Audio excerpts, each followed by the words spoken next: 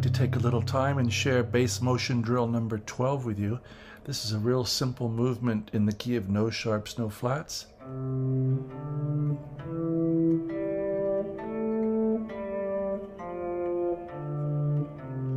With a more or less scalar kind of bass line. And we're going to be using some different intervals, tenths, sevenths, and variety here to get some melodic sounds going over a bass pattern.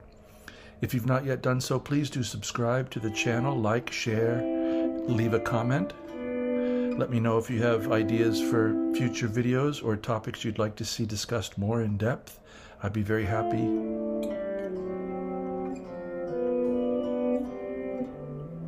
to hear your ideas. Please take a look at the playlists while you're on the channel.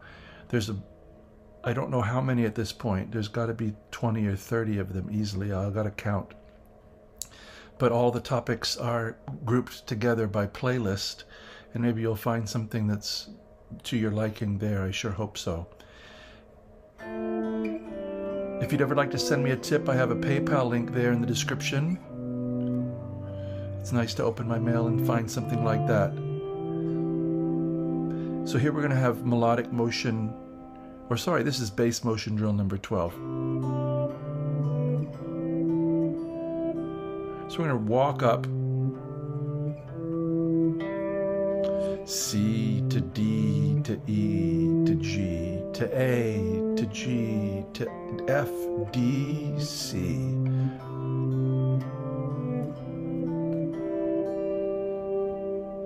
So it's a big long statement of C here. So this is C and E, 3 and 5 on the 5th and 2nd strings, down to the 3rd fret D. Then we're going to rise up here to this is a 10th, by the way. 1, 2, 3, 4, 5, 6, 7, 8, 9, 10. This is a 7th, D and C.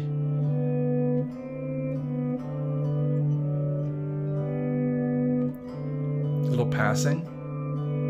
It's almost as if it's saying C, G, C.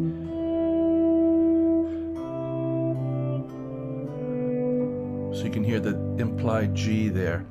So this is D and B, 5th and 4th frets of the 5th and 3rd strings. I'm using 3rd and 4th fingers here. So if you find yourself just practicing something like this, it's a nice little mechanism just to get the fingers working. And now we're going to have 2, 3, 4, 5, 6, a 6th. So we've had a 10th, a 7th, a 6th, and now another 6th. E and C, 7th and 5th fret. And we're going to rise up melodically. So E and C, 7 and 5, 7.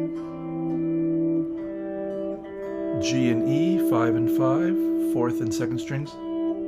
We can reach out and get that G on the 8th fret of the 2nd string. That's where it always is.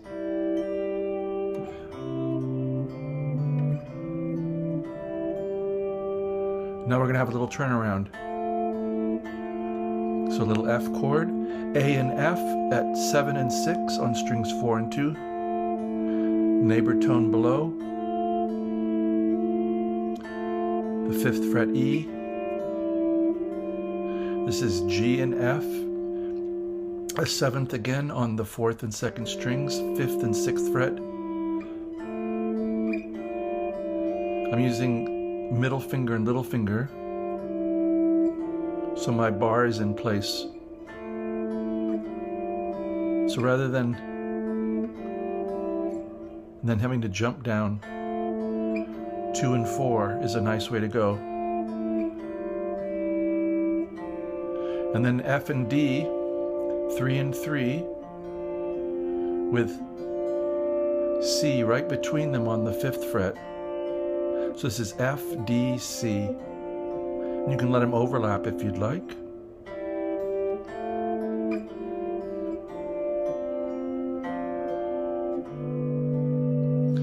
And then a G chord without a G in the bass. This is D, D and B, and our melody is going to go up a third to that D on the 3rd fret of the 2nd string.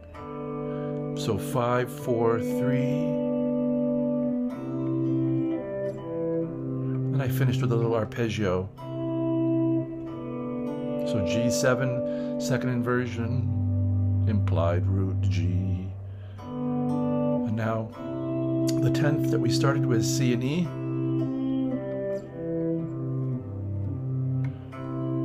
So 3 and 5, 5, 5, E, C, G, E, C, G, C, if you'd like.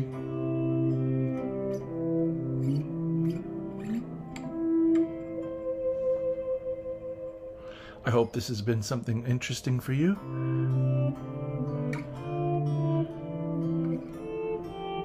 Here's what I'm always advocating for.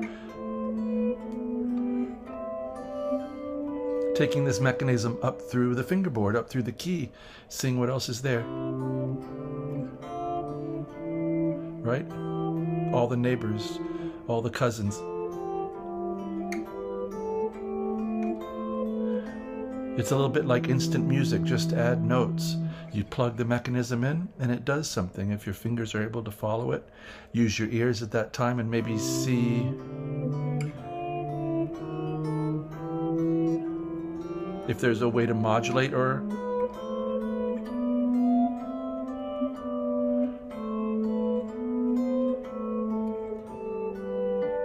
I'm just playing.